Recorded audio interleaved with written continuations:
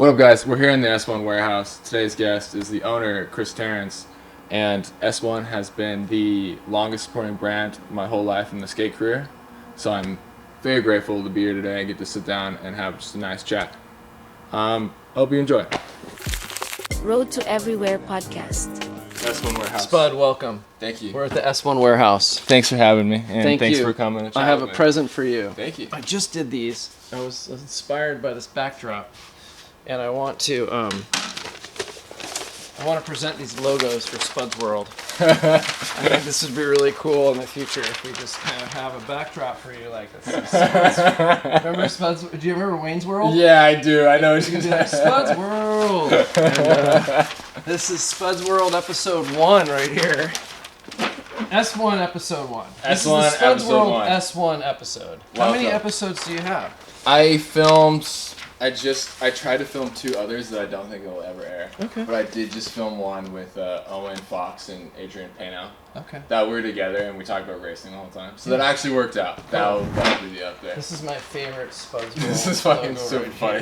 here. You know, maybe with the planet in the back. Yeah. Welcome to Spud's World. You know, on a skateboard, just skateboarding around The world. beginning stages. No, thank you. Oh, I just knocked into the speaker. All right. Well, my man, I appreciate you.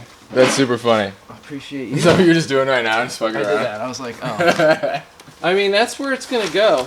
Mm-hmm. Spud's World, backdrop, boom. 100% right in the middle. Yeah, like You I know? eventually would love to get like a studio.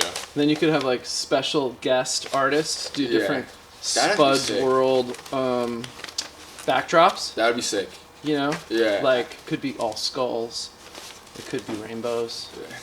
I mean, We love skulls more than rainbows, I'd say, especially. I don't mean rainbows like for in any political sense. I just mean like art. Yeah, no, you'd like just actual art. Different back when, art. Like, yeah. Yeah. But Yeah, man. thanks for coming. Did I already Thanks make- for, I guess, having me. No, this is great. I love it. We're just chatting. I really appreciate it. It's really funny. Chris Terrence. It's Friday. It's Friday. Is this, and then you got your weekend. Yeah. I Do you- do. Do you have any fun plans? No. My life's boring right now. Super boring. That's okay.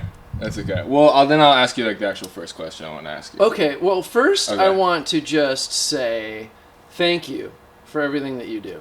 Oh, I appreciate I'm it. super. Thank you. I think about you from time to time where I go, wow, Spud's doing it. You go out there and do it. Yeah, I appreciate Get it done. that. And we have common. I realize that we like the same music. Because every time I get an edit from you, I'm like, You're, the like, music's sick. on point.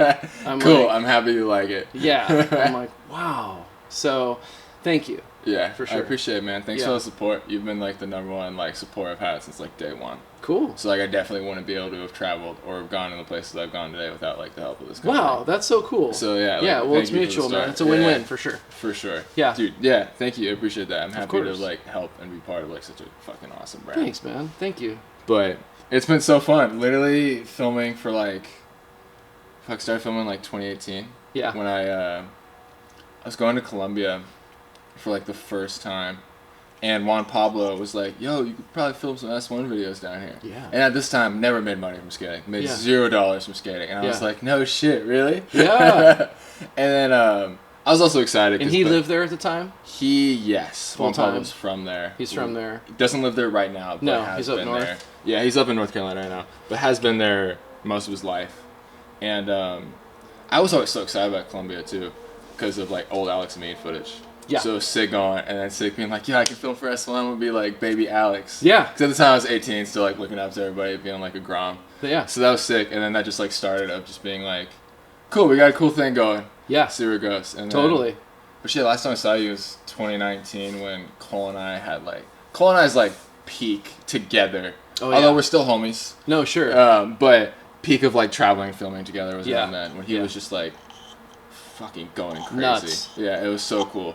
And like Yeah. having that support at the time, we were traveling like a lot. I was like, yo, like just out of high school, I was like, we fucking made it. Like, Yeah. This is so sick. Yeah. And you're But- 25 now, so you were 25 now. like 19, 18, 19, so- 18. Yeah. Yeah.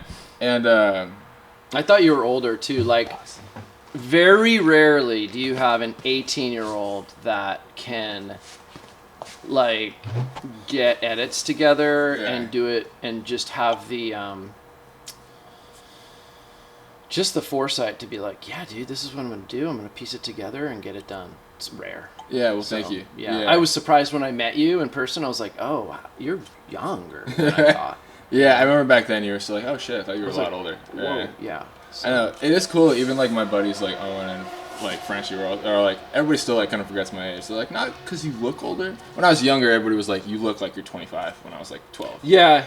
But now yeah, they're like, definitely you have an older look for sure. Yeah, for sure. You've grown into it though. Now you look 25. Thank you. Cool. About time. Yeah, I was hoping that wasn't going to just fucking still continue. But, You're like Benjamin Button. yeah. It's like, I hope that's not the case.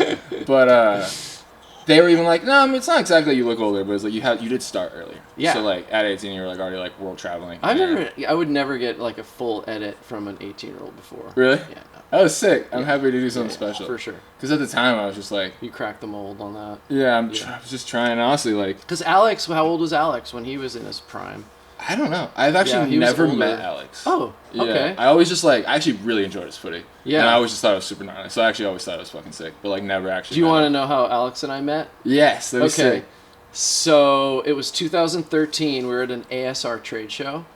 Do you know what ASR is? Yeah, and I was okay. gonna ask ASR. It's like, you don't know? Okay, it's called Action Sports Retailer. It was Okay. these giant trade shows that like all the surf industry, the skateboarding industry, they'd be at different conventions like Long Beach or San Diego. I personally hated them because I'm like, dude, every day is a trade show for me. Like I'm in this every day. You go to this trade show and all of a sudden there's all these like companies and you're like, where do these companies come from? It's like they exist for like a week. You know what I mean? It's just Yeah, yeah. weird. It was just like industry stuff. It was very salesy and very And I remember it just would like, I didn't like them. I never liked them. It was just anyway. Okay. The silver lining of it all, of that one in particular, 2013, was Alex at the Madrid booth. Okay. Started talking to Alex. He was like, "What's up, man? I totally know all about S1, blah, blah, blah." We started talking. He's like, I want to make some videos. I'm like, all right, Sick. cool, let's do it. And then I got the first video, and I remember that the filming was insane. And I was like, I love this filming. I love the follow cam. It's like from a car, right? I don't know if there were probably other people had done it, but not a ton. Is that not true probably. or false? That's true. I think it's been around for a while. That's true. People have done it. Had done but, it like, before, yeah. He pioneered being close as shit. Close as shit. Okay. There you go. Doing it really well, like a follow cam in skateboarding. Yeah, it's literally this distance where you're just right up in it. Yeah. And so I'm like, dude, this is rad. But there was a couple things about it that I was like, the editing style wasn't like totally Dan. I showed it to Dan. He's like, I don't know. And I remember just telling Dan, I go, you know what? Let's just let him do his thing. Sick. You know what I mean? Like, let's just let him go. Let him. I'm not going to change anything. I love that. And it was like such a good idea because each video that he kept doing kept get better. It was cleaner and cleaner and better and better. And then before you knew it, they were literally masterpieces. Yeah. You know what I mean? Like when you and Cole hit that magic combo, and you've had other videos with other writers too, where you're like this is just insane. Yeah, this is just perfect. Everything is perfect. Yeah, and Alex had a few of those, especially with Show. Yes. Oh. Show yes, that shit was. And there's a couple other dudes too, like Ethan. There's some. Ethan, do you remember his last name? I forget his last name, but kids from Malibu, they would. Yeah. The insane. whole Malibu crew, back in the day. Yeah. Yeah, Was, that's sick. Yeah, it was fun. How, so that was 2013. 2013. And then he just went on a tear, dude. Then I remember when he first started going to Columbia. Yeah. And he was like, bro. Yeah, what'd you think of that? First time, like, kind of, like, seeing more downhill shit, seeing, like, this is, like, unbelievable. Yeah, he'd come back, and he's just, like, just so high on life, like, post-travel experience. Yeah. He'd be in the warehouse, and he's like, oh, my God, dude. And I was like, that's so cool. You know, and he just, like, kind of... And I remember at the time, I'm like, I'd love to see this. Like, I'd love to hear you talk about Colombia. You probably have had similar experiences where it's just a new culture, beautiful country. Beautiful country. Amazing people, great food, insane roads, and you're just like, phenomenal. all you know for, I don't know about you, but most people, America, and then you go there and you just like, your world is just cracked open. 100%. Yeah. Like, literally, I mean, the first time I went there I was 19, and literally my family was like, you're gonna die and get trafficked into the cartel. Totally. And I was like, I don't think that's true. And at the time, I mean, back in like Pablo Escobar's like day, it was Yeah. top #1 country, like most dangerous place in the world. Yeah. And when I went 7 years ago, it was off the top 50 most dangerous cities Oh, it in the was. world. Okay, And I'm like, all alone, I'm like already just like judging from actual stats, judging into it. You're like, this place has like gone a massive improvement. Then you go there and you're like, this place is fine. You'll see like pretty white girls walking the street alone. Yeah. Not at night. Sure. There's clearly some shit you gotta watch out for. But like, Totally. it's just such like a. But camera equipment. Is Yeah, that an it issue? is a I mean, little that's an perspective. issue in San Francisco now. Oh, for sure. Or I mean, Venice. I think that's like. That like I don't know that. The camera equipment stuff down there is definitely an issue. Like one time I was traveling with Isnider.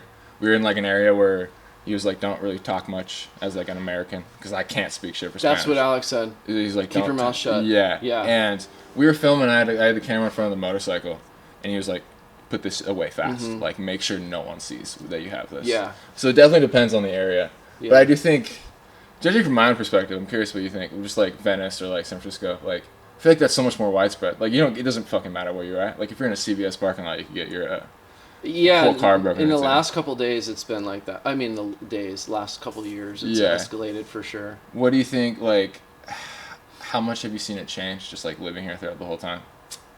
L.A. Yeah, LA. Let's just summarize it to LA. Yeah. Well, did you see the street out here?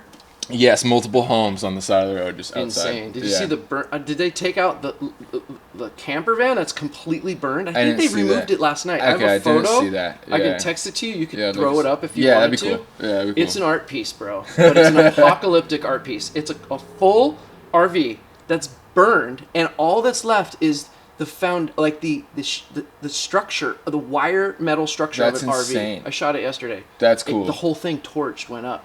So when we first moved into this warehouse, it was in the early 2000s, and in LA in the 90s, this was gangland. There was a lot of gang stuff, and then it chilled out, man. It totally chilled out. In the early 2000s was the tail end of a lot of the gang violence. Yeah. And for a good 10 years, LA was pretty chill. It was post 90s gang activity and pre homelessness drug addiction problem. Okay, word. Yeah. So there was this little sweet spot from like 2000 until 2018.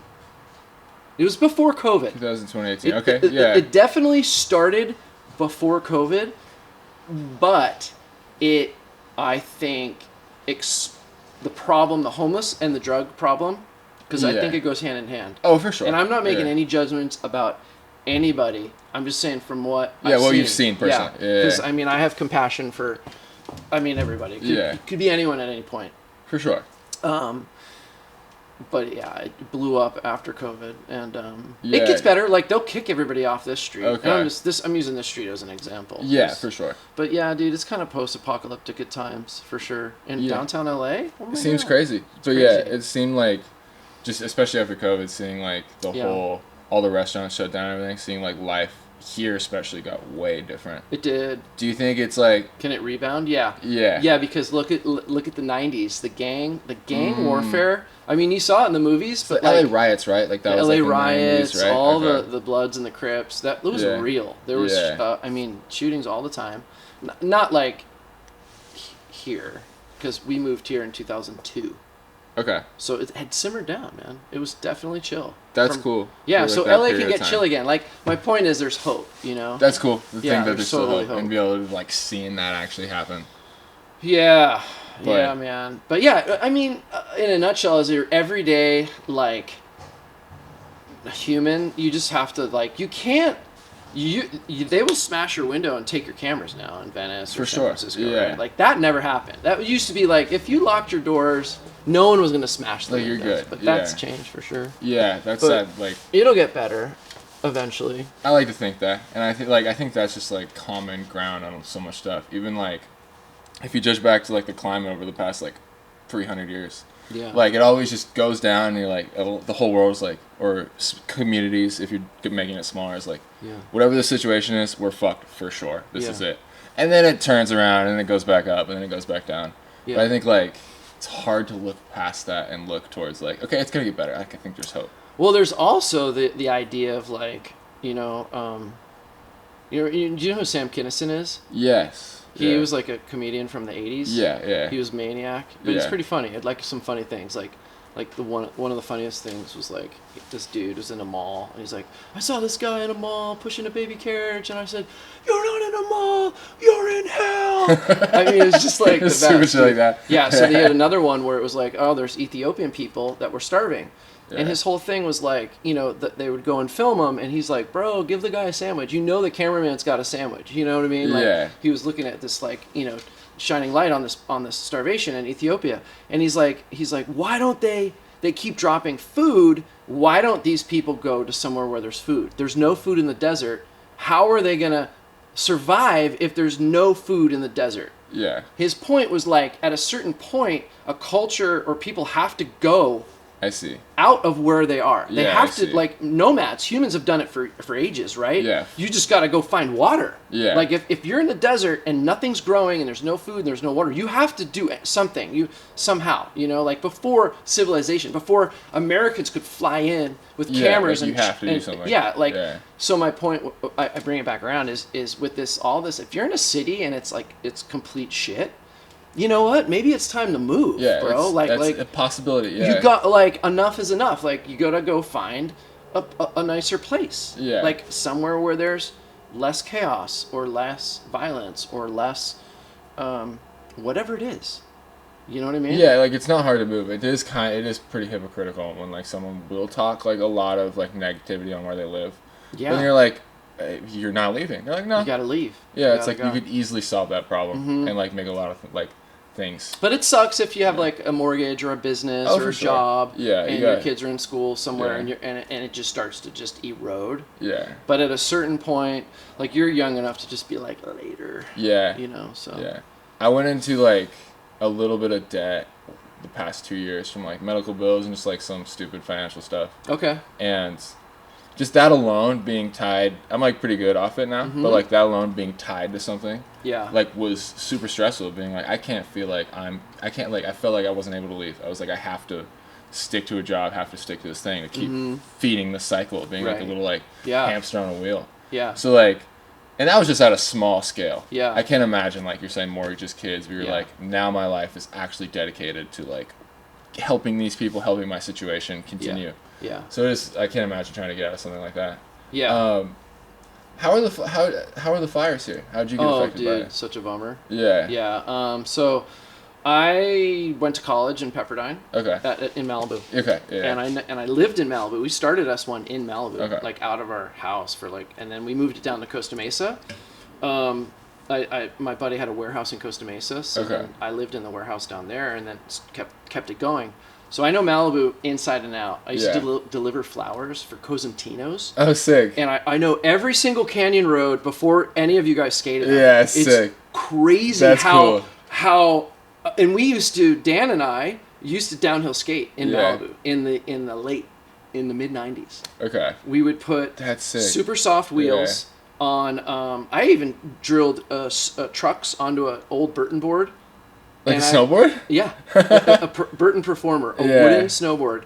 Because I was like, I almost want it to be like snowboarding. Yeah. And I drilled tracker trucks, bzz, bzz, bzz, and then we would power slide, just bomb the craziest stuff. We didn't have trucks like you guys do now that could really handle high speeds. Yeah. So we just had to just skate as fast as you could and then slide them out. They would be coned by the end of the. Oh, for just sure. Yeah. Like Rat Bones, like 85A or whatever. They would just be like, "Beep." And we did a lot of canyon roads. And this is So before we ever sick. saw it in any Yeah, magazine. so sick. Well, no, we didn't. We just were like, we want to snowboard, sort of, because we were skating. Yeah. There was tons of ramps. There was 2 ramps in Malibu. So only 2 skaters. Only 2. We found the only 2 like high school kids in Malibu. that skated. And I found their ramp. There was a kid hitchhiking on PCH. I was Sweet. in college.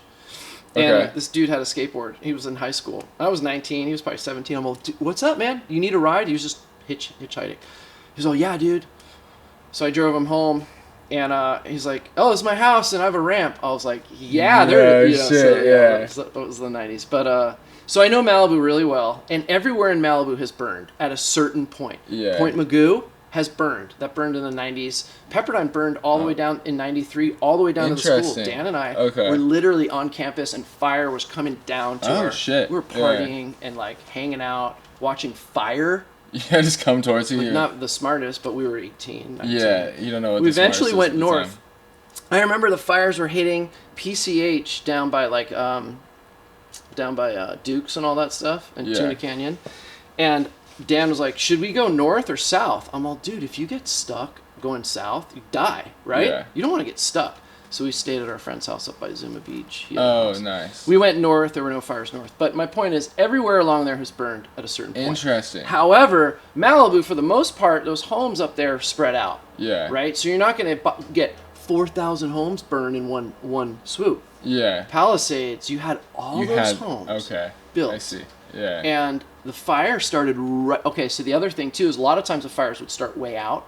Fire trucks would have, like, 8 hours to assemble. Like, that fire that hit Pepperdine in 93, that burned all of a lot of the canyons. They had 8 hours to set up. And they had water. Pepperdine has a big lake. Wait, do you mean set up before it got to Pepperdine? Yeah, they had to Okay, set yeah. up, like, fire department gets to set up. Yeah, They've fully got ready to a go. lake Yeah. on Pepperdine campus for water, and they fought that thing. But they Okay. had 8 hours to set up. The Palisades fire started right at the top ridge. They had no time, really, to set up, to get trucks in, because everyone was getting out. And it's so densely populated that it was, like, literally, like, the worst case scenario. That's, yeah. And that- it could happen again, they say. So I'm like, dude, if it can happen again, should you really rebuild? No. You would think not. And, like, who would want that? Who would It's spend insane. millions of dollars of property? in And that I've area? talked to a few ex-fire guys, like retired fire. I'm 50, dude. Yeah. I'm, like, old now. I know, like my buddy was a police chief. Yeah. He grew up skateboarding. He had skateboards on the wall. Sick. Now, Redondo police Beach. chief. Yeah. Shout out, Chief. He retired, Chief Kaufman. But yeah, like, you know you're getting old when your buddy's, like, the chief of police. Yeah, that is kind of wild. I'm like, what? You're And like, he's oh, got shit. suicidal tendencies, skateboards on in the police, in his office. Damn. It was cool. That's So cool. anyway, I talked to a lot of fire people, retired fire dudes, and they were like, yeah, there's nothing you can do.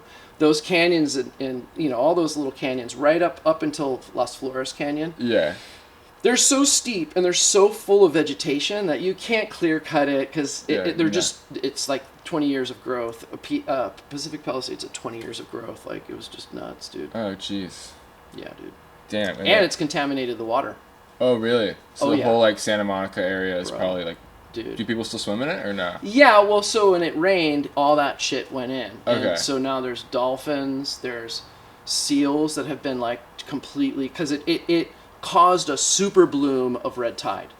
This is all, like... I Wait, know. red tide, what do you mean? Red tide's What's red like tide? when algae grows too much. Okay. And so the water's kind of brown. Okay, Like, what word. the- Yeah. So all these seals get, like, crazy. Dolphins have died. Yeah. It's nuts, dude. It'll all work out. But let's just say this. Since January, 7th, the fire started. Yeah. Oh, man. That was rough, dude. Yeah, fuck. Yeah. And it can happen again. Why do you think people... I feel like people ignore that here. Do you feel like that, or would you say that's wrong? Like, people ignored, like, I feel like a lot of people ignore the idea that Yeah, their like place could get lit Malibu. up. All right, so the Spire guy, Yeah. his wife grew up in Malibu, and he was like, "Yeah, you pretty much knew your house was gonna burn. There was you knew it was like a 50-50 chance. Yeah. If you lived deep up in those canyons. Interesting. However, it wasn't 4,000 homes. It was a home here, a Okay, home there, yeah, a like home you're there, saying, yeah. and they would burn, and you would rebuild, and that was just the way it was. But Pacific Palisades seems a little different. Those people seem a little bit more like your everyday workers. Like, I'm an attorney in Hollywood, and Yeah. I like my Tesla, and I like people and a community, and I've neighbors packed in. Yeah. That's different. You can't have, like, entire communities and, you know, schools Yeah, burn, and it's Yeah, just nuts. and expect that to, like, get back to what it And was. then and they're saying there's nothing we can do. It can happen again. So, like, Why are we rebuilding? or this is my idea, Yeah. and it's crazy, and just no one listened to me, but and don't judge me, but I think there should be a lottery where, and it is I'll make it quick, but Basically, no you can worries. only build a third of the homes up there. Yeah. So you get a lottery, and if you get your number, you get to rebuild. You might get a number that they just give you some money to go away. Okay. And the state has to fund it. Okay. I know. That's debatable. I'm not saying this is a good idea. Yeah, just what you thought but of. you can Yeah. only build a third of the homes. Okay, that Because would if actually they help all the problem can burn, a lot. Yeah. you can't burn 4,000. It's an eco disaster. Yeah. All the roofs, all the insulation burn. See, I inhaled it all. I live in Redondo. Okay. So I saw it start. My buddy texted me who grew up there. He's like, "Oh my God, it's burning." I see it burning from across the bay. I have video of it. I'm like, "Oh, dude, it's burning." That night, it all burned in 12 hours. Yeah. That night I woke up. My kids were in the other room. My wife is like next to me. I'm all, "Oh my God, something bad is happening." Like this is not I could good. smell it. I mean, Yeah. I've smelled fires before, forest fires. This was like a chemical destruction. Yeah. And I just went, "Oh no, something bad happened." Yeah. And then I woke up and it was just like, NBC News, 4,000 homes. I'm just like, bro. Yeah. Because Like, Malibu fires have happened, yeah, for sure. but it wasn't like that. So anyway, yeah. No, that just seemed like out of this world, just like different kind of disasters. It's weird It's seeing, so like, a heavy lot of too. I disasters. almost I stopped talking about it too. Like this is the first time I even said fire in a while. Because Yeah. when it first happened, you're just like, "Oh my God." Yeah, you know. it's scary. Yeah, Yeah. and everyone's got an opinion, Yeah, everybody's like, what's the best way to do it? Yeah. But no one really has the answer. And, of what's and best all way the to do it. political stuff. Yeah. And I do want to say political stuff I've noticed over the last few years. Everyone thinks they know something, and Oh, I'm for sure. guilty of this too, but you realize you only know what you've read and seen. Yeah. That's all you know. That's Yeah. the craziest part. Yeah. So what do you really know?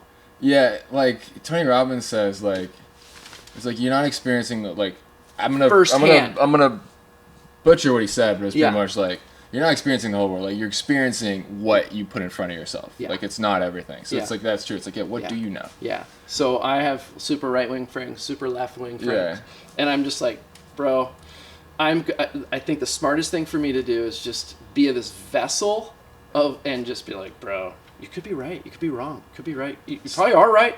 You probably are right. Probably wrong. It's okay Could be to say wrong. I don't know. You Yeah. probably, but I don't know. Yeah. And I hope everyone's just nice to each other. Yeah, Because I we feel- are all Americans. We all are Americans. It's not Yeah. double. It's not supposed to be double-sided. Mm-hmm. I like to think that that will come back in the sense of like at least a few years ago it felt very divided. I like to think that like at least we'll have some more type of unification amongst everybody. Yeah. Because like that's the way it should be. Just like not hoping one like I guess like fucking Trump like not hoping he does terrible just because you don't like him. But just hope he does good so we all do good. Yeah.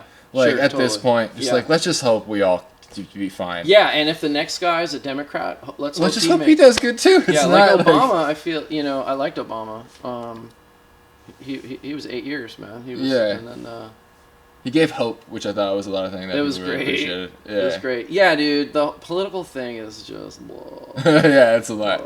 But okay, we can move past that. Yeah, you were 'cause talking. you can't win. You can't win. You cannot You win. can never win. You And can't like win. trying to talk to somebody who like No. has a certain Yeah. a certain side. It's so hard to. Oh convince yeah, them. It's I've like, had this is what I neighbors feel. that have stopped talking to each other. That's so sad. It's Yeah. like it's okay to disagree and then just Yeah. continue on with your day. Yeah. Like that's not the end of the world. And 3 years ago they were like best friends, and Yeah, that's now so they sad. don't talk. You're just like, whoa, Like, dude. is there like there's And a it's level? just of, such a bummer because then Yeah. it kind of your everyday vibe is just different. It's Yeah. such a buzzkill. For sure, and it's just Yeah. like, are you really that close? Were you ever really that close to friends with somebody if that's what stopped you? Yeah. Like, there's a level of fakeness that was always there, I think, if that's what stops you. Yes, but for me, I've realized I just like positive vibes. Yeah, for sure. You know what I mean? Yeah, that's like what we if all my are. neighbor, Yeah. like I could find shit excuse me, about my Yeah, neighbor I that don't bugs care me. about cussing. But Yeah. ultimately I just want to be like, "What's up, dude?" Yeah. That's it. You know what I mean? Yeah. You Like, bottom line, instead of like, Oh, shit, he's out here. oh, this guy. It's the worst. That ruins my day for Yeah, the rest for of the sure. day. Like, For I'd rather sure. be like, "What's up, man?" Blah, blah, blah, blah, blah, Yeah, it just makes the whole, just like, so much better. there's no reason for negativity in Yeah. reality. Like, it's just like, why? I think that definitely 2026, if it can just be like the year of positive vibes, would That'd be be sick. amazing. That'd be sick, but that Amazing. seems really optimistic. I feel like it's almost about to happen. I think everyone's almost hit. I pray to God that it's hit rock bottom of negativity, of kind of just and that being we like, can just kind of. I think a lot. I've seen it on the left and the right. Everyone's just kind of been like, "All right, enough is enough." yeah, okay, I have seen this too. A little bit. Yeah, I have seen this too. I've just been like, I'm fucking Like with tired. Trump kind of messing up a little bit, my right wing friends have been like, maybe I was wrong, and my left wing friends have just been like, we'll let them. Let them figure it out. Because the left wing, really they're watching their stock market go down. Yeah. So they're like, dude, I just want to like get this over with. Like, can we just get this guy out of here? Yeah. Yeah. So just, I mean, how has S1 been affected by tariffs? Well, I don't know too much about we this have at all. stock right Yeah. now, Okay. so I've just been like, bro, we'll see what happens. Yeah. We're definitely, it's going to cut into our profit margins. Hey, everyone out there, I don't know if everyone understands how tariffs work, but it's pitched sometimes as a very nationalistic thing. Like, go America, we're going to tariff China. China doesn't pay the tariff. Helmets come in, and we import them, and we cut a check. Paying that. I've written checks to the U.S. government. So it's a creative way for... And Trump started this when he came into office, and Biden kept it. Okay. Because he's like, dude, that's genius. It's a way to tax American people, businesses, without actually saying you're raising taxes. Interesting. It's an income generator, dude. Interesting. Because I'm cutting a check that I never cut to the U.S. government. And that's just like put in the line of like, we're paying other people. Yeah, like, that's what I thought it was. You're not. China doesn't pay anything. Interesting. No, dude, it's nuts. So like, isn't the point? So then you're like, well, shit, I gotta either like lose money. Now my margins are down. Yeah. Or I have to raise the price for shops. Yeah, so and I that's don't not want to good. do that because Yeah. shops are already struggling. Yeah. So it's tricky, man. Yeah, that's Dude, all. some businesses will close. For sure. From this. Like, Yeah, I don't for want sure. this conversation to be too dark because literally, since this started in April, what's it today? May 15th? yeah. I think this all started like mid-April. Okay. I was just like, you know when you look at a problem and you're just like, bro, that's a big one. You're like, this is gonna be bad. It's almost too much, yeah. Yeah. Like, and these politicians, they try to solve one problem, like Trump's trying to solve, some problem, but he's creating a myriad of other problems. Yeah. And then people are going to come in and try to solve these myriad of other problems and create other problems. So it's I just think it's just adding to the nothing's nutty. getting fixed. But some skate stuff, some companies might close. Where, you see it with shops. A shop guy starts a shop when he's 25. Okay. And he's stoked on making X amount per year. Then he gets older and he's like, bro, like, I'm only making this much money and I used to make more. Yeah. I'm out. Yeah. But you're then, like, why? guess what? Some other young kid will come in and start a new skate shop. True. And the cycle continues. True. It's what's going to happen in the skate industry, where these tariffs are going to make it so hard that older dudes or older dudes that are just over it, or companies that are owned by like venture capitalist firms that are all about profit, Yeah. are going to shut them down. They'll be like, this sucks. We are out. We're going to go take our money somewhere else. So there will be companies that close. They're just like, Okay. we're over it. But there will be new companies that start. A new truck company, a new wheel company. And they're just like, well, this is all we've ever known. These margins they're see. shitty. Yeah, but you're like, But this that's is all what we it know. is. This, This I'm is the game I'm stoked. I'm just playing. stoked. Yeah. Like, dude, when we started S1, I just wanted to be free, do my own thing, Yeah. have a company that was in skating. That was it, dude. Yeah. And I didn't make any money for a long time. How many years do you think? Dude, I remember my car was repossessed. I couldn't pay like my car payment. I Oh, lived shit. in a warehouse. It was Yeah. just like full dedication, dude. Whoa, can you give But me that's this? all skateboarding. Can you give me this story? I would love to hear the origins. Let's see. The very, very beginning was like I wanted to start a footwear company. Okay. Yeah. And then we went to a trade show and I got orders, but like it wasn't enough, and so it was called S1. No, it was called S1. Okay. Originally, I was going to do standard shoes, but I could at the time you couldn't trademark standard. I don't even know if that's true. My attorney could have been wrong. Okay. So yeah. I like KRS1, S1, alphanumeric S1. That's cool, S1. Then we go to a trade show, get orders for shoes, and I'm gonna give you the quick condensed version. But I can't. I have no capital. I'm like 19 or 21, 22. No capital. So then I started S1 Insoles. Have you heard of S1 Insoles? I have not. All right, so S1 Insoles was it's all street skating, right? Okay. So all the Vans shoes, everyone's hopping down stuff. We made S1 Insoles. They were like super comfy, like Dr. Scholl's for skateboarding. Yeah. We had a rad team, bunch of East Coast dudes, West Coast dudes, and we'd ship to shops like Active. There was like all the core skate shops. So I mean, this is before the internet too, man. Like fax machines and calling OG shops. shit, yeah. Yeah, so, and then they put all the insoles in Osiris footwear. Do you even know what I know Osiris, yeah. When I was really young, it was I a knew big Osiris, brand. yeah. And for me, I was in the warehouse. Oh, so we started it, and then my buddy had a company. It was right next to Volcom in Costa Mesa. Yeah. And I was like, all right. I lived in the warehouse. I would just like shower at the gym or like shower in this big tub. I think Dan was joking about it earlier. Yeah. Dan was my partner at that point. I brought him on. He was like my best friend, but he didn't live there. He lived up in LA at the time. Okay.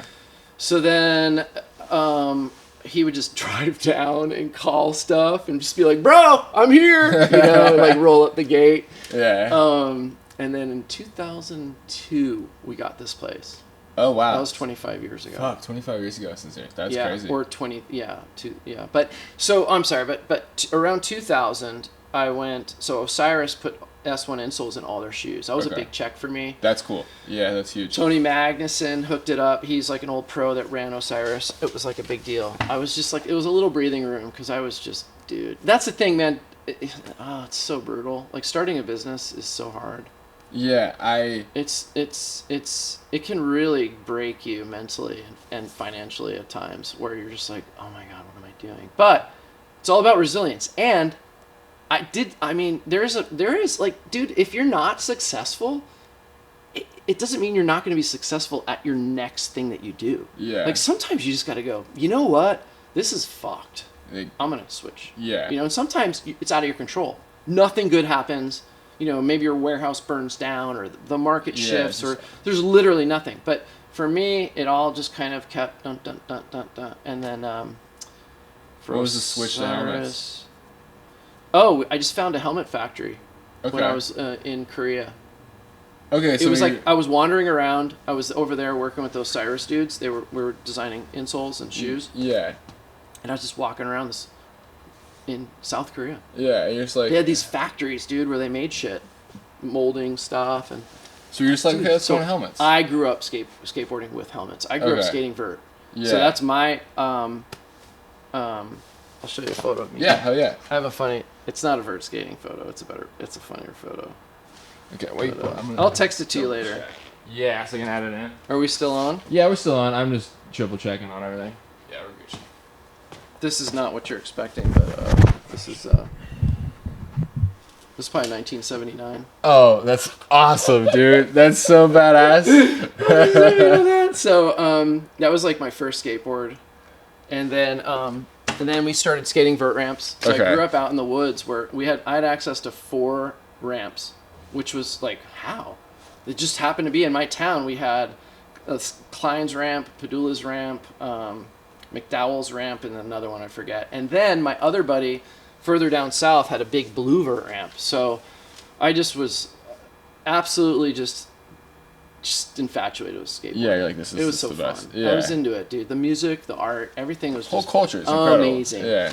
And that was in the 80s. And then so is this like Dogtown times? No. Dogtown was 70s, it's right? Total Powell Peralta. Like, okay. yeah, like the Bones Brigade video show. Okay, yeah. It was the first time VHS tapes were out. And yeah. throw that in, and I was just like, oh my God, so sick. Yeah, and then I went off to college out here, California, and then kept skating. But it's crazy, like, dude, skateboarding died. Like Dan and I. Interesting. We were skating. I found ramps in Malibu, but like literally, there's just a couple. I remember there was 2 kids in Malibu that were kind of skated. That was it. There was John Moak and Blaze Dillingham, and John. Actually, this is so crazy because I don't have many friends that have died, but John Moak died, and he died from a head injury skating a pool in Arizona. Oh fuck! Crazy. Yeah. A few years later. Yeah. Tragic story. He was younger than me. Like, I was in college, I was skating. It wasn't like I hung out with him all the time. Because at that age, 3 years is like light years. You're like, bro, you're 17. Yeah, true. Yeah, bro, true. you're a kid. I'm in college, you know. But now, right, when you're older, it's no big deal. But yeah, I mean, we would just session and skate. He would steal stuff from stores. I'm like, dude, I'm not going to steal. I'm in college, you know what I mean? He would steal steaks and shit. I'm like, you guys are just full steaks. Skate rats, you know? I'm like, I can't hang out with you guys. I can skate your ramp, but that's about it. We're not hanging out later. Yeah, I feel you. I got girls to meet, you know? I got parties to go to. Yeah, I feel you. But yeah, and then after that, just, dude, like I said, started S1 in college. Yeah. Yeah. So, and then just not giving up.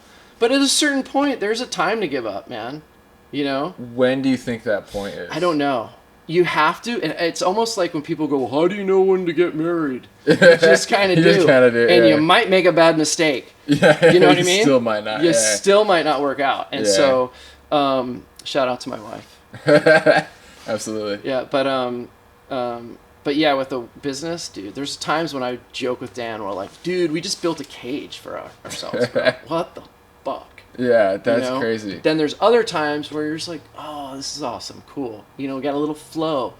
We're doing cool stuff. The one thing that I know Dan and I have talked about this, like at the end of the day, we sleep really well. Yeah. Because we've always treated everyone well. I've never not paid anybody. And I think about how many heads I saved. Yeah. Oh my god. Like, yeah. For downhill in particular, like downhill Alex told me, bro, everyone had soft foam helmets. Yes. And and you guys were the first to embrace it. You're like, dude, a better helmet. Yeah. Because we were the first company in the skate helmet out of our competitors to really go, guys, the soft foam's no bueno. Yeah. And we took the high road on that. And it was difficult at first. We stopped selling soft foams. That was totally out. Like I actually, in 2013, we stopped selling soft foam helmets. And our sales dropped because a lot of these shops, well, I only carry soft foam. Yeah, you're like... I literally got my real estate license in 2013. Okay. My kids were just Googling it because I don't have it anymore. And they're like, dude, you're a real estate agent, bro. You know, because you know how the internet is, like all this stuff. Yeah, you see stuff. I got my real estate license in 2013 because I'm like, oh my God. Like we took the high road to make a better, safer helmet. But it was so hard to get these shops. This is before the internet really took off. Interesting, yeah. The shops were like, well, I just carry soft foam. We're like, dude, so our sales just boom. So you got it then. So I told Dan, I go, Dan, I'm still going to do S1, but I don't want to argue with you about money. Yeah. So I'm going to be slinging real estate on the weekends. Yeah. Well, what happened was we hung in there, and all of a sudden, shops, more pros. I started getting more pros into the S1 Lifer. Yeah. Dude, it's a safer helmet. Dude, it feels good. I like it, and it's better. More shops start going. Then all of a sudden, we end up overtaking our competitors, which was just like they didn't see it coming. Yeah. We took the high road, and then boom. So then I was like, I don't have to do real estate anymore. I'm back. Sick. And then, I mean, and I was never doing a ton of it. I sold a few things here and there. But it was a reality. You know what I mean? Like, I bring that up because I don't talk about it very often, but like you said, like, in a way, and so when I first started S1, I was always working other jobs, like when I first started. Yeah, so just to keep that going. Yeah. Doing, server stuff. But then there was a point where you can kind of do it. But then, dude, 2013, I was married, had kids. I was like, bro, I don't want to fight with Dan, with you, Dan, about money. So I'm gonna side gig it for a little bit. Yeah. He was not happy, dude. He felt like I was giving up. Oh, interesting. He was pissed. Because did he not do the same? He didn't, no. But I was like, bro, you know what I mean? I don't want to fight about money. Yeah. You know? Plus you got responsibilities. And luckily, because he didn't have kids at the time. Dude, this is stressing me out just thinking about it. So, but then the tables turned. And then we were just like the #1 helmet brand. That's so sick. Yeah. And then... how many, from 2013, when did that switch to... It was like slow. It was just like this... Yeah. New account, 2014, 15, 16. Then we branched out, like roller skating started to grow. Boop, boop. So the roller skate shops were like, dude, of course we want good helmets. Yeah, for sure. They were like soft foam. There was no convincing. It was skateboarding. That's cool. It was all skateboarding. But skateboarding is a big market. Yeah, it's always been our foundation. Why do you think? I'll go back to continuing with like the Yeah. different things, but like, why do you think like with skateboarding specifically, like, why do you think helmets are so shrugged upon? Oh, for like everyday skateboarding. Just like yeah, because I know vert, it's not to truly be shrugged fair, upon. I mean, Yeah. I showed you that photo of me with no Yeah. helmet on. To be fair, when we were younger, we didn't wear helmets unless we were skating big vert ramps. Okay. We yeah. really didn't wear. I think downhill embraced it from because the start, yeah. dude, if you go down to the back of your head, what do you call it? Your heel side. If you just it'd be toe side, so like so back your side toe down the side, hill, yeah, so you're like and going you're just straight like, down the hill. Yeah. it's game over. Yeah, for sure. Like Dude. you're fully like massively concussed. Yeah, and I grew up on a hill too, so Okay. every day I bombed my hill. Nice. Yeah. Yeah, so when I met Alex, I just was like, bro, I've been not to that the level of you guys is so next level, but I'm like, I get it. Like, I this totally is- get it. Yeah. You know what I mean? It was just years of it was in New Jersey, downhill, and then we would hit hills at Malibu, all those little hills. So yeah, I totally got downhill. But yeah, you guys luckily, I think Louis Poloni and Skatehouse Media had a lot to do with the helmet thing. Okay, really? Because Just, like, they growing all this one. embraced helmets. Yeah, that's cool. And the internet was what really helped S1 grow because moms were like, of course I want a better helmet. True. If your kid's getting into it, of course. And you want could to get in a research and helmet. be like, dude, okay. And same with downhill. Like, downhill wasn't in any Thrasher or Transworld magazines.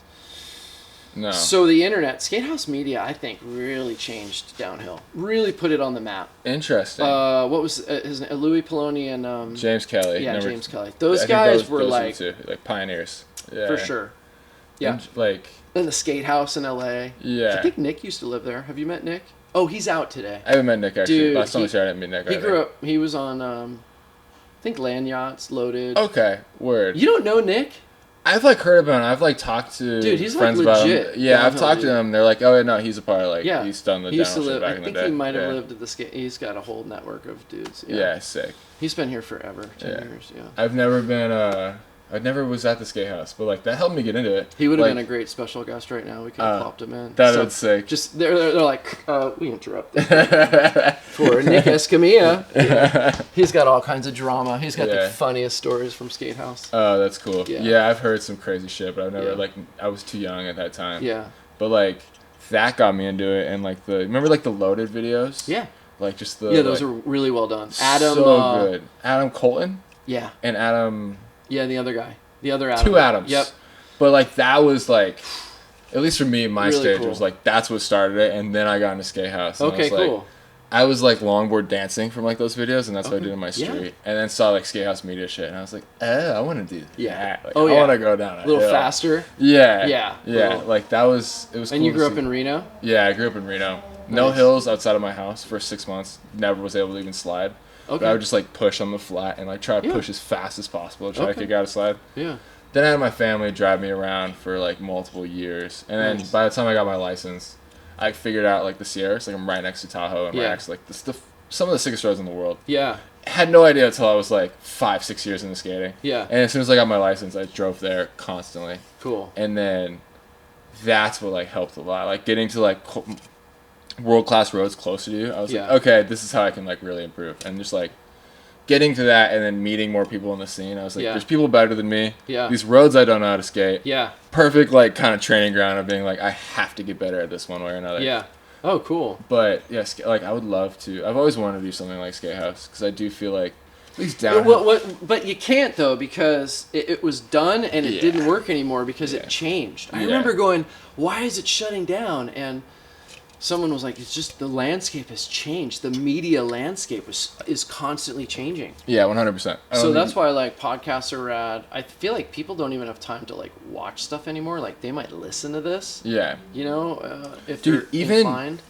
but it is a little weird. I don't know because I'm like seeing like with the TikTok era that like kids especially like attention span is shot through the roof. Yeah. But then podcasts are growing, and Yeah. now like YouTube is still tenfold the #1 podcast platform over Spotify anything by a Oh, lot, and it's like majority of people still do watch it. Yeah. So it is interesting, kind of like seeing like the Yeah. short attention span side, and then the Yeah. other side of like a lot of people will sit down and watch 3 hours and just kind of have it on in the background and listen to it. Like, I always listen to podcasts while driving. Yeah.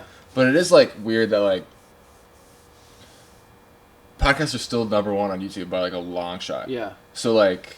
Long-form conversation. Long-form conversation people are still into. Well, people want something that's informative and real. Yeah. Right? Yeah, I think people are, like, kind of... Like, Dan is kind of old school. He grew up, like, editing and shooting stuff. So he'll call me, dude, let's do this. And I'm like, it's, like, so much time and energy to edit and get the shot. When you realize, so like, much time. You just sit down, interview interesting people. People either are interested in listening to that one or not. Yeah. You just get interesting people, and then it's on. And then it just cycles. And it's just real. Like, it's not... There's no production. No, that's one of the reasons why I want to get into it. It's like no production, just like conversations with cool individuals. Because like especially like... It's like a raw run. Yeah. You're like, that was good. Let's go. Honestly, yeah. I'll email this to Chris and he'll get me paid. And I'm like, bro, this is better than a bunch of edits. Yeah. You know? People like it. Like, for just judging from like comments, even like on my own channel. I remember the first time I saw like a raw run, like when they put one out, I'm like, dude, this is just a raw run? Yeah. You know what I mean? Like, who does that? Yeah. But it is sick because I think people like... I guess at least the common person doesn't see multiple roads and it's like, oh, that corner's so sick. They're just like, I see a road. Sure. So if it's like, I think if it boils down to like, I see a road, but this person's going top to bottom of this specific thing. Like, I'm on this specific journey. How is Braille, dude? Dude, first of all, I'll let you talk after this. I just want to say I loved your interview in it. Yeah. Yeah, I got you coughing, bro. Yeah, that's really funny. Cough it up. That's a funny ass question. Tell me. Dude, at the time, Nigel Jones was still there. Like, the crew was still going. Gabe was still there because I think Gabe Cruz was like the first to like leave after the whole disaster. Yeah. Because you know the people, right? Know, do you know of the people? I watched a YouTube show with my kids about it. Okay. That's all I knew. Okay. That's like the weirdest downfall ever video. Oh. Yeah. Yeah. Okay. So like the two main dude, not the main guy, the two dudes below him. Yeah. Were like, even when I was with them and I met them, you could tell like the dude Gabe, you could tell that he was like something was going on. You could just tell he was doing all the work. Oh. Like while like Aaron was like the person who would come in. And Aaron was the one that started. Aaron was the Scientology dude. Yeah. Okay. And like they were all really nice. Even Aaron. Shout like, out to Scientology. Not the shout out I'd expect from you today. But they were all even like. Honestly, like, even Aaron, my impression of Aaron was actually, like, he was totally nice to me, like, not an issue, but, like, and I would actually also, I defended them for a while of just, like, not, like, anything heavy, but just being, like, they're like, oh, these dudes seem ridiculous. I'm like, no, it's just, like, YouTube. Like, you'll see them be, like, cameras on, what's up, guys? Sure. And then turn it off. Entertainment, back to normal. Yeah, so I was like, okay, normal humans. But then, shortly after I saw them, probably, like, 3 months later, that whole Gabe left, Nigel left, fucking Aaron was like super into Scientology, and I was like, that's super strange. Yeah. And it was super weird just to like, I just thought that was funny. Yeah. I've met them. Like, I thought it was interesting how much money that millions these of YouTube dollars shows can generate. Oh, 100%. Yeah. I was like, whoa, dude. That's crazy. We're good on time. Okay, no worries. Yeah, let me know. Not like I'm some important dude that's got literally anything going on. No, I was just working all morning. Yeah. Oh, bro, the cage. Sometimes the cage door opens, you know? You're like, yes. Yeah, I feel you. Yeah, I went through a stage where, like, dude, during COVID, it was crazy. Like, everything was so easy. Shops would be like, I need more helmets. Oh, yeah, for sure. I need more. You're like, great, you know? That's what Liam from Prism was saying. Yeah, and he was like, dude, during COVID, like shit was on their ass. Like downhill seemed like a great place to like be. I mean, like, but you're also in like way more discipline, so it's like kind of like a. Yeah, but we've seen it. I've seen it across the board, dude. I feel like kids have definitely gotten into like team sports more after COVID. That's depressing. Yeah, because that was something I was never into. I did play basketball in the wintertime just to kind of make it through the winter. Yeah. And I do enjoy basketball. I love the sport, actually. I kind of realized I never liked watching it too much, but I liked playing it. And now one of my kids is super into it, so I'm kind of like, oh, yeah, I get it. So I get the team sport thing, but my other son's like me, where he's just not a team guy. He'll probably never work for a corporation. You know what I mean? Like, I think that's totally fine. That's me. I'm just kind of like that. But But for some reason, I feel like right now a lot of kids are doing team sports, but that will come back around, dude. You think so? Yeah, because I was at this basketball thing. My kid's like trying to sign up for like this. It's like club basketball. And he's practicing with them. Yeah. And I bring it up because we're talking about Scientology. Yeah. I'm sitting there, no joke. I mean, it's cool. It's cool if the kids want to be there and stuff. But I'm like, this is kind of like a cult. Interesting. You know what I mean? Yeah. Where you're just like, bro, Like, little much. No, for You know sure, what I mean? for sure. And like, so I think kids will burn out on that. okay, that's actually like. There's always going to be kids. Yeah. Right now, the skateboarding industry is like the early 90s, dude. It's About to die, It's just almost? died, dude. Yeah. It's just the kids that, for a lack of a better word, just don't like team shit. Yeah. And they just want to fucking do something cool and fun and different, you know? Okay. Granted, e-bikes are kind of messing that up. Because they're kind of, woo, e-bikes, wah, wah, wah, you know? It is kind of its own. It is kind of a new luxury. But there are kids that are like, dude, I'm going to ride my e-bike to the skate park. Which is cool. Yeah, dude, they're building skate parks everywhere. Really? Like right now, like Everywhere. they're building a lot. There's That's so sick. many. And kids, I see it with little kids all the time. There's always a new fresh batch. There's not 20 of them, like maybe during COVID. Yeah. But there's 5 or 2. Okay, and then that's that'll cool. grow. And now, Dude, if you talk to I'm in the skateboarding industry, there's dudes way older than me that have been around forever, and they just go, it's just over, it's like 5 It's years. always this. It's just 5-year trend.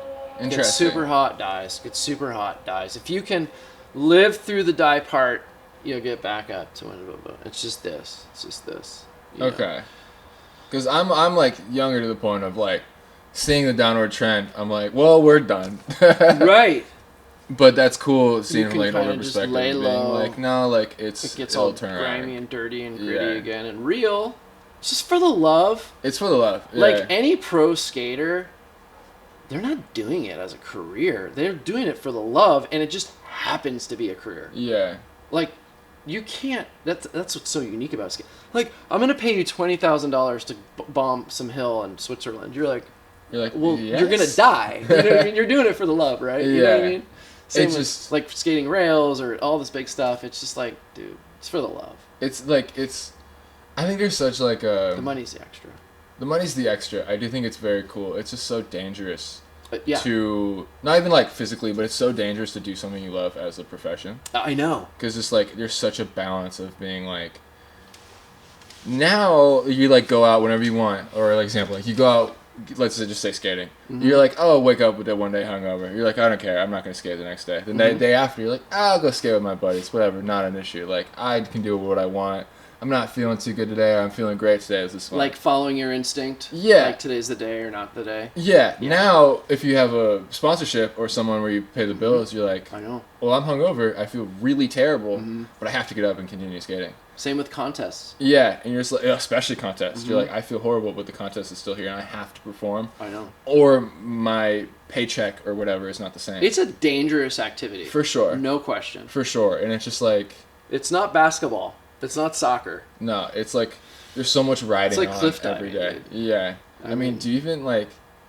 Have you done much cliff diving? I'm just joking around. I was like, I don't know shit about that. There's a comedian. He goes, cliff diving. You're either grand champion or stuff on a rock. Shout out to Norm Macdonald. I think he passed away, but he's a Yeah, funny guy. nice. Yeah, all the older. I think OGs. that was his joke. Okay, Yeah. nice. Yeah, I love the old like.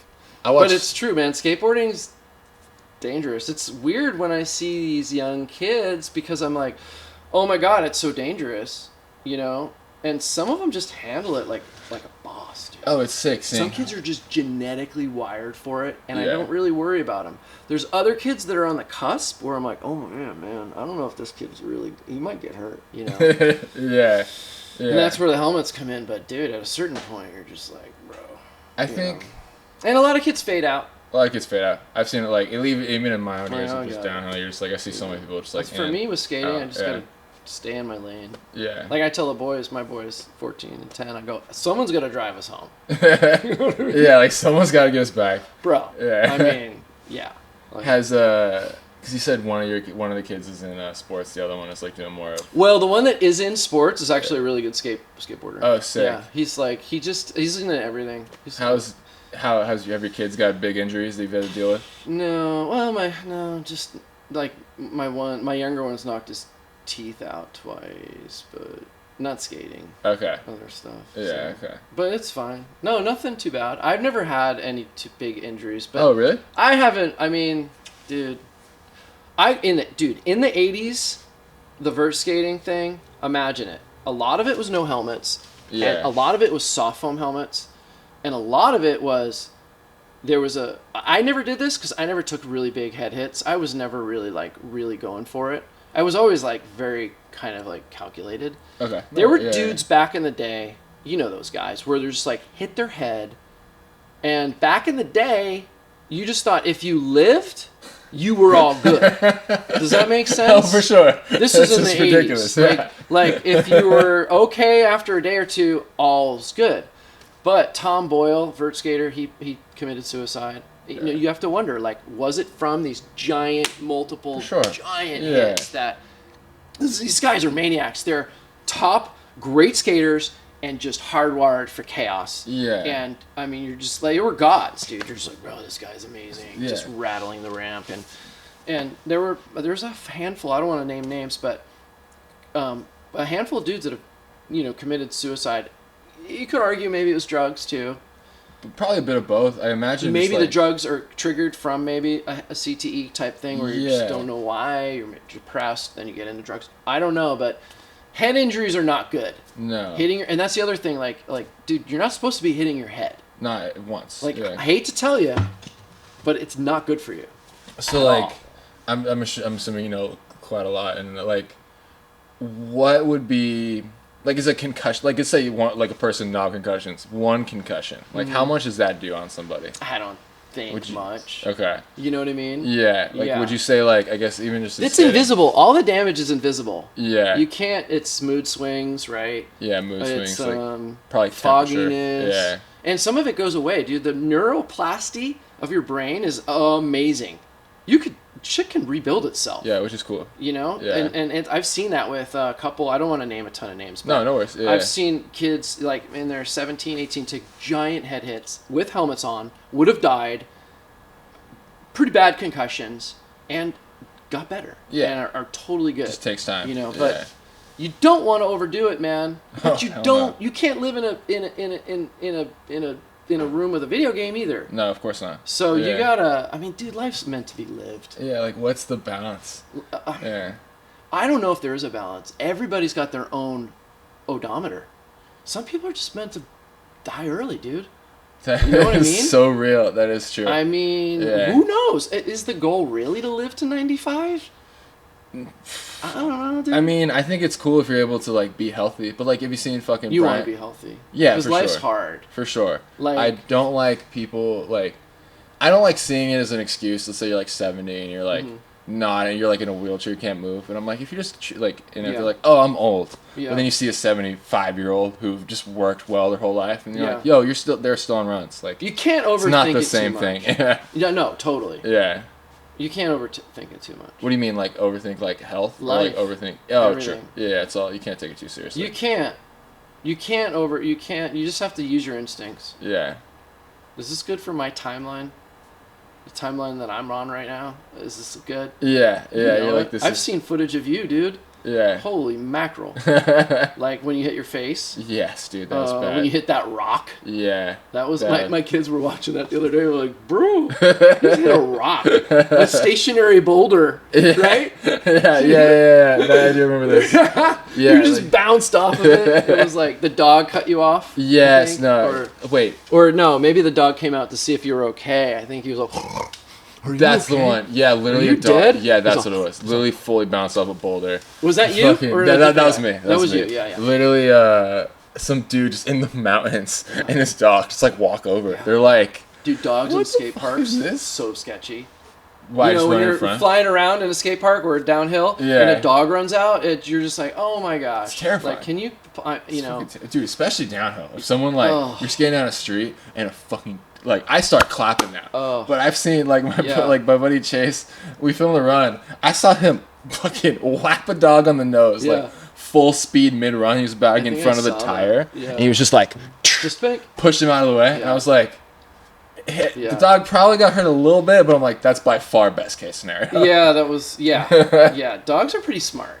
Dogs are pretty Kinda smart. move I think quick. when But you just can animals. throw you off. Yeah. You're like, oh, I'm gonna try to run this out, but yeah, can't. 100%. And just like you're still animals, so I do think a lot of like stuff takes over. It's like Doc running in front of a car. I'm like, that's just like they're not even thinking at that point. Right. But like, Yeah. I also do hate when people like don't think animals are smart because it's like they're not human smart, but like in their own world, what they get through life is like dogs can be very smart. Any animal can be really smart. Yeah. But it's like, of course they're not talking to us, but like that doesn't mean. Oh no. They're all stupid and humans are like superior by any regard. No. Although I guess we are like. We have like supposedly superior. We're pretty good at talking. Yeah, we're pretty good at talking. Talking and using your hands has gone us a long fucking way. I mean, yeah. No, dogs are awesome. Shim, is there anything else I want to ask you? We had a dog that was Nick here. Yeah. He had a dog that pretty much came to the office with him every day. It was a Rottweiler. Yeah. His name was Apollo, but I called him Paul. He was cool, man. Sick. He's probably still here. His ghost is still here. Dan has a dog that he brings every day too. Oh, nice. Yeah. Yeah, it seems like a nice just nice setup. We're in here. the quiet section. Yeah. So does this get a little hectic on the other There's side? 1, 2, 3, 4. Yeah, there's 4 units. We're in the 4th unit right now, and the first unit is where all the typing and the shipping goes out. Yeah. The second unit is like, the first through third get pretty busy. Okay. And they assemble knee pads in that room over there. Oh, nice. There's Ariana or Nick or a couple other people that just double check them, make sure they go out. But this is mostly like pad overflow. How big's your team here? Like in the warehouse? I can't tell you. No, I'm just kidding. It's not big, dude. We run a tight ship, and that's kind of one of the reasons why we've been able to survive. I think is like I do a lot of the arts. I do a lot of different stuff, and so does Dan. But we do have, I'll have like freelance art guys, or we try to kind of keep it a tight ship. That's cool. Like when I get a new employee, sometimes we'll have like some new kid that's humping out, and I'll come in and he'll kind of look at me like, who's this guy? And I literally, sometimes I've told them, but sometimes I just think it. Dude. Where I'm like, bro, I've packed every order, just like you're doing. I've done everything that you've done. Yeah. Typed up the order, you know what I mean? Picked the order, packed it, shipped it, like the whole thing. Dan and I created this model, you know what I mean? Like, so it's almost better if they know that I'm not just like some older dude that has invested in some like company. Yeah, for sure. Like that you're like, like, hey, like bro, I know what I'm talking actually about. care about this shit. Yeah, too. I don't pack orders. Dan still packs orders. No, he does, because he's here a lot. I work from my house a lot just because I get more done there. Oh yeah. I was coming in, I'd end up packing orders when I should be doing other stuff. Yeah, like more important logistic shit. Yeah. So it's a balance. Yeah. But yeah, man. Interesting. I wanted to ask you. We've been going for a while, so I can wrap up. But because you started a business, it's been, 96 you said? Yeah, but 96 is technically I was dabbling in the footwear industry. Oh, yeah, true. So 03 is when... We started really shipping helmets in 2000. So it's been 25 years of S1 helmets. That's awesome. Yeah. 25 years, dude. Dude, congratulations. I know. Yeah, congrats. It honestly, makes me smile, for sure. Yeah. I've had an amazing run. Yeah. And I'm very grateful, and I'm in a good place mentally. Super healthy, now, I don't drink at all. Yeah, no alcohol. Yeah. I do probably overdo caffeine at times, for sure. It's okay. Highly caffeinated at moments. But nothing else. I'm run pretty clean. Back in the day, I definitely probably drank a little bit more than I should have, but I think that was just the generation. Yeah, you know what I mean? Skate generation. You're in the just shit in too. general. Yeah, totally. But for the last 7 years, I never had an issue with alcohol. Yeah. My doctor was actually like, "Dude, it's healthier if you don't drink." And I was like, "All right, I won't." So next year he goes, "So what's new?" I go, "I don't drink." So, dude, no one listens to me. He's all happy. He's like, finally. He's like, "How'd you do it?" Yeah. He's like, "I still drink." But yeah, as you get older, dude, alcohol is not your friend. Oh, for sure. I'm already feeling that now. Yeah. You said 25. I don't recommend it to younger people. Yeah. Because it's fun, and it could be a little too fun. Yeah. Yeah, but as long as I got lucky, nothing bad happened, but yeah, I don't recommend it because it's not as much fun. Well, why do you think? When you're older. when you have kids, when you have to be an example. When you have for to others. escape. I'm just kidding. Oh, why do people drink? No, I was gonna say, why do you think people are drinking so much less? I've noticed this too. Yeah. Like, I feel like I my know. generation is like not drinking like how it was back in the day. I don't know. Maybe the internet. There's information that's like this true. is poison. Yeah, true. Because they never. It was They so try to hide ingrained that. in the culture. Yeah. When I was growing up, if you didn't drink, it was like, what's wrong with you? Yeah. Like, can I even trust you? Seriously. Yeah, that is ridiculous. And I read a lot Yeah. of autobiographies, and I read the Rockefeller biography. And Rockefeller was the dude that like used to do kerosene, and then when Ford created cars, kerosene, a byproduct of kerosene is gasoline. Okay. And so they used to pour gasoline into the river. They didn't know what to use for. Fuck. Yeah, dude. Like in Cincinnati, they'd just be like, because they'd sell kerosene, because it was before electric. Everybody used kerosene to light shit. Yeah. So this dude had it all locked up. And then gasoline, all of a sudden Henry Ford starts the combustion engine or whatever, and gasoline, they're like, oh my God, we can sell this? The stuff we've been throwing away? Wow. And yeah. so he had a competitor. It was Rockefeller, and I forget his competitor, but Rockefeller didn't drink. And his competitor said, you can never trust a man that doesn't drink. Because Rockefeller was kind of a savvy businessman, kind of an asshole. Yeah. And so word got around that you can't trust Rockefeller, and he doesn't drink. And they kind of like... Oh, they mixed the two together. Yeah, so huh? I think that might have been where... Because you'd hear, I don't trust a man who doesn't drink. Interesting. Yeah. Yeah. And when I read that book, I'm all, no way, dude, that's maybe that. Because I was, dude, when I was a kid, even if I was like, no, dude, I'm not drinking, they'd be like, bro, what's wrong with you? That's weird. Yeah, definitely nowadays, I don't see that with people. Like, if I see, like... Oh, thank God. Yeah. It's poison. It's poison. But, like, even... Like, I don't drink often just because I don't really care. I'm a big weed smoker, honestly. Oh. But I don't... Well, there you go. It was illegal when I was a kid. Yeah, now it's legal. But actually, even weed, I know now... And it was everywhere. Yeah, like... It was great. Back in the day, it was illegal, and it was everywhere. But, like, dude, nowadays, I've heard that even kids in legal states are smoking less because it's not illegal.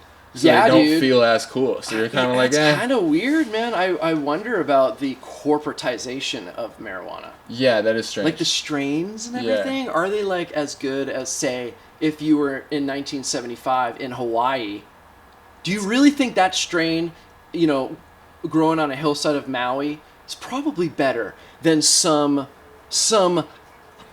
genetically modified? You know what I mean? I know what you mean. I think it concerns me a little bit. It's a lot of it's a lot of potency and extra shit. Yeah. Like that's where like I think the kind of psychosis and like mental stuff is coming from like younger kids these days. I know. Because like weed now 30% grade or 30% not grade, 30% like THC plus. Mm-hmm. While that 1970 Hawaii weed 14% grade. Yeah. And like that's an ample amount for your own brain to like have something kind of get altered and then go back to normal. 30 plus, if you're smoking that, especially all the time. Yeah. Like that's gonna compound. Fuck you up. Yeah. Yeah. So I think that's a lot of what it is. I think like better might be not the correct term for that. Yeah. You know what I mean? It's just concerning. Cleaner. Like in the 70s, you never heard a guy like, smoke a joint and go, dude, I think we're in the Matrix. And now you hear that like all the time. And you're like, okay. Dude, is that a Matrix strain? Like, they're just like, I literally was wondering, I'm all, dude, I wonder if certain strains provoke certain types of thought.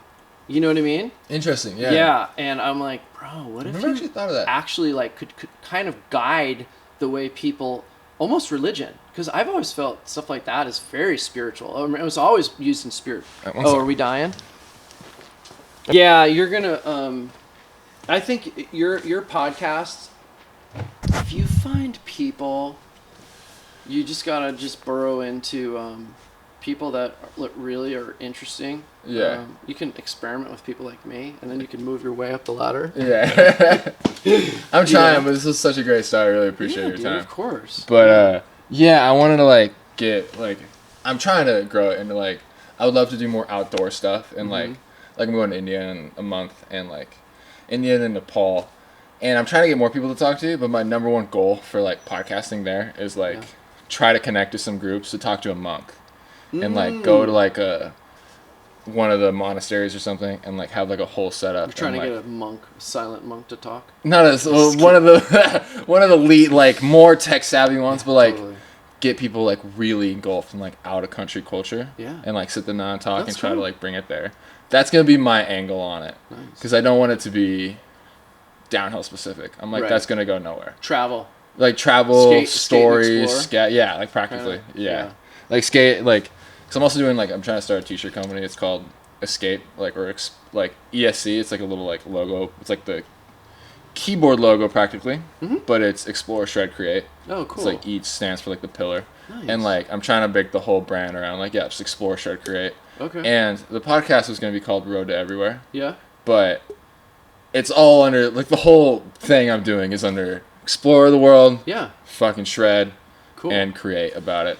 So you want to do the media thing, but I've noticed the media thing plus merch is the way to go. For sure, that's what I'm working on currently. Yeah, 'Cause that's the it's way to like- go. Because it's like it's hard to, I know it's hard to like make clothing brands especially, but if Yeah. it's like if you have a following, and I already like do, especially if people like you, Yeah. and you're like, hey, like I also have cool stuff, Yeah. and people are like, I can get behind that. Let's Yeah. do that, rather than like trying to appeal it from a business side. At least I know Totally. for right now it's definitely an easier side, business wise, to do it as like to show up as yourself rather than like a company behind you. Because I think people are starting to like individuals a lot more. Totally. Yeah, like Yeah. the personal brand I think is still on such like a heavy growth. Oh yeah. And so that's what I'm currently working on. But that all will tie like the clothing brand, this, all the skate stuff will tie into like Yeah. a whole like kind of universal cycle where it all like kind of pillars to make myself as like the personal brand. Totally. But I'm trying to make a lot of goals. I'm trying to not go back. I'm trying to like not go back to a winter job and just like actually have something steady and set. I will say, from an outsider's perspective, I have been admiring your just freedom. At least this is what I Yeah. perceive. Okay. You perceive people. Oh, for sure, for sure. I'm like, dude, Spud's just like doing it, bro. I appreciate Skating, that, he's yeah. snowboarding. He's like following. I didn't do that. I hunkered down. Yeah. I'm come from a different generation where, or just my personality. I kind of hunkered down work wise, and I'm very. I admire your sense of adventure. I appreciate that. Oh yeah. And your courage to just go out and do shit. It's amazing. Well, I thank would you. hate for Yeah, you. thank you. I've noticed. I've read about some of these podcast people that get sucked into that. All of a sudden they're editing. You know what I mean? Like, and they, you got to keep that balance, Dude, right?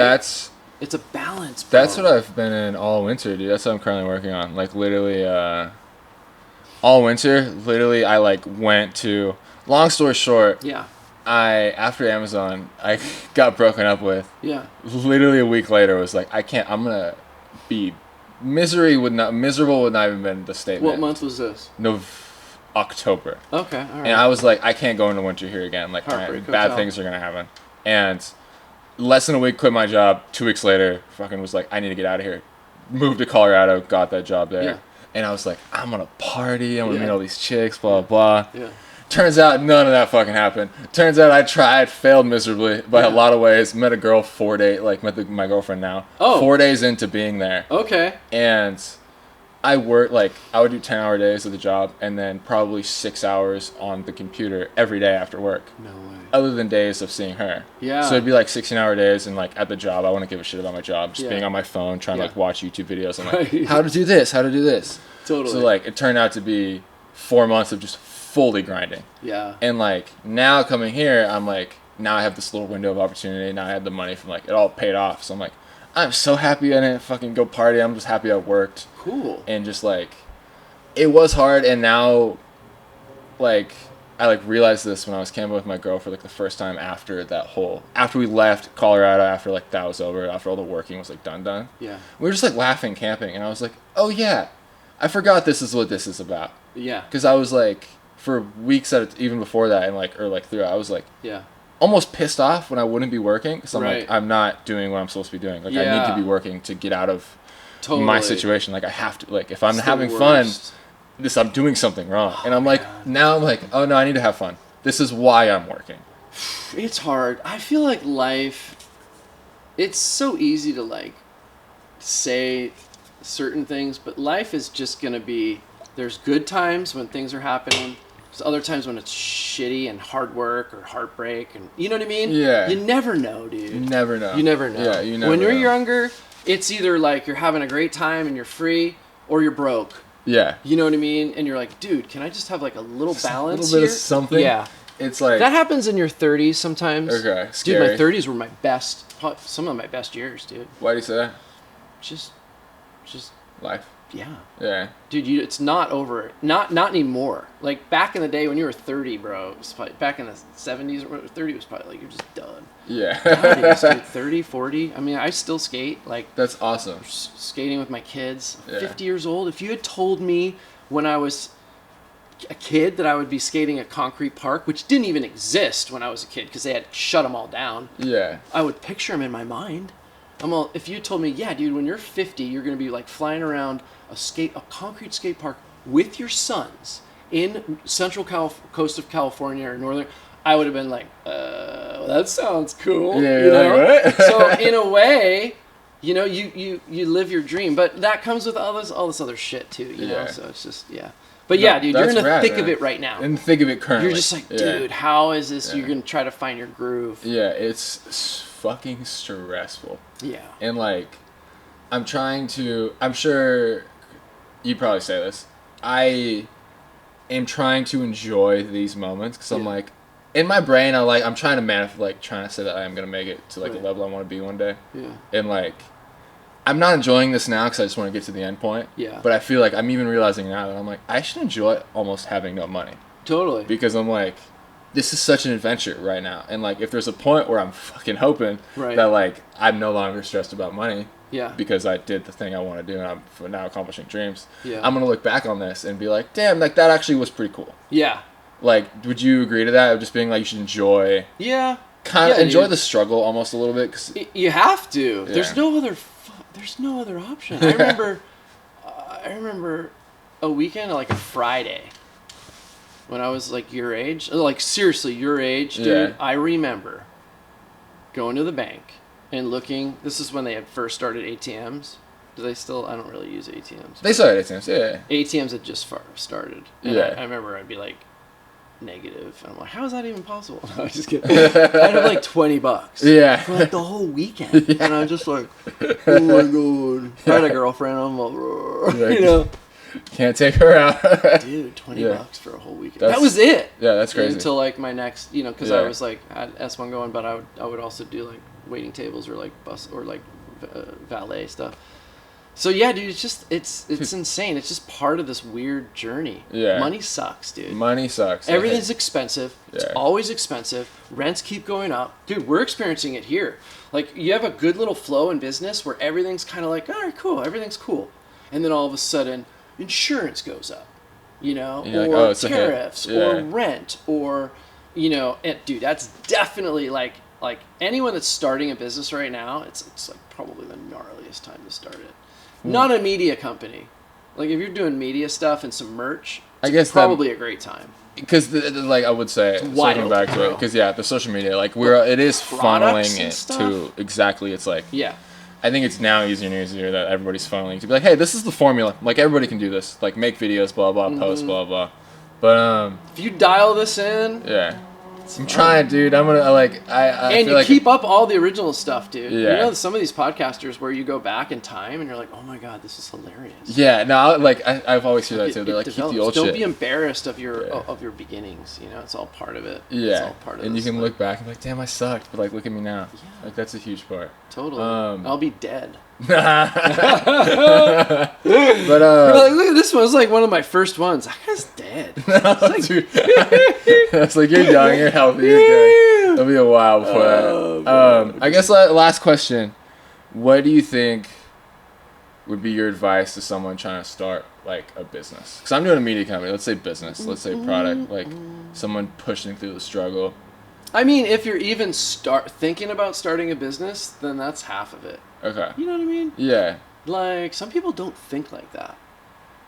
Yeah, that's true. You know, you're like thinking. And like you said, you have to enjoy the process. I had a similar thought the other day, and it made sense at the time, and I can't remember it now, but it's exactly what you said.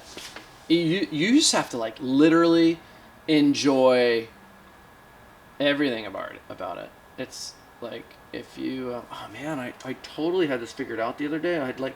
I get these a lot. These little like, oh yeah, that's it. And it's like you can't be doing something for certain reasons. You have to be doing it for like because you enjoy it. You're doing it for the love. You have to. Otherwise, just go do something else, man. Yeah. You know what I mean? Yeah. It's tricky. And sometimes you have to do stuff for the money and what you love. To get to just doing the love. To bridge you over. Yeah. I mean, some kids are, they have trust funds or they have they have money and they literally, like, I had buddies that were real estate agents and I'm like, bro, you don't even need to work. You're just a real estate agent to say you have a job. Yeah. That was not me. Yeah. My parents, after college, they were like, all right, you're on your own. Well, oh. So I was, dude, 25, I was flat broke, bro. Yeah. Shitty. Push through it. Just shitty. Yeah. It's all good, dude. Sick, you're here now. 25 years, just, dude. Fucking everything's congrats. Cool, man. And then later, family's everything. Oh, here's the one thing. When you're younger, you have a lot of time, but no money. Yeah. When you're older, you have money, hopefully. And money's all relative. It's all just fucking to pay bills and survive. But you're running out of time. Because you want to hang with your kids. Yeah. You want to go, like, I know every time I'm on a dog walk or I go skate or go surf or something, it's healthy for me. Every time I'm at a computer now, I'm like, bro, this is not healthy. My dog looks at me like, hey, bud. like, dude, this is not good. You know what I mean? You can work harder when you're younger too. Yeah. You really can. You're kind of like, you have a super human power. Like the shit, dude, all these racks we built. I remember we used to do the craziest shit when we were younger. Yeah. Like unload containers, without any workers involved. We would do everything. Like you're going into like superhuman. You're in superhuman mode. So you just got to go fun full time. superhuman. Yeah. You got to do the dirty work. You're going to do some dirty work, man. Yeah. Or not, but then you likely. won't reap it's kind of like you're setting up a garden. You got to set up the garden. Got to dig too. Yeah, got to dig through the dirt to set up the garden. And you can always set up dude, if a garden burns down, like I had an attorney once tell me like, dude, if he goes, I have clients all the time that like just start new stuff. And sometimes that stuff they started after their first thing or second thing was like the best thing ever. Interesting, yeah. I know, but at the time you're like, oh, you have to start over, what the fuck? And it's like, Whatever, this went dude. so much better. It's easy to say though. Yeah. All this shit is just like conjecture. Yeah. But skateboarding's amazing. It is an antidepressant, a natural antidepressant. For sure. Would you 100% agree? 100,000% agree. Yeah, and 100,000%. that in itself is healthy for kids. Yeah. And even if there's some risk involved, dude, you have to navigate risk. 100%. You got to We've been doing it for 20,000 years. Yeah. But that's debatable, whatever it is. But life without risk is like not really a life. Yeah. Yeah. So thank you for doing this. I appreciate you. Love for skateboarding. Love for skateboarding. That's the coolest thing. Love for skateboarding. Yeah, 100%. That's it. I agree. Art, creativity, and action. Spud's World. Spud's World.